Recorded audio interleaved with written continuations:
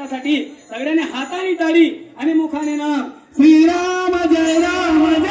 जय राम श्रीराम जय राम जय जय राम श्रीराम जय राम जय जय राम श्रीराम जय राम जय जय राम श्रीराम जय राम जय जय राम श्रीराम जय राम जय जय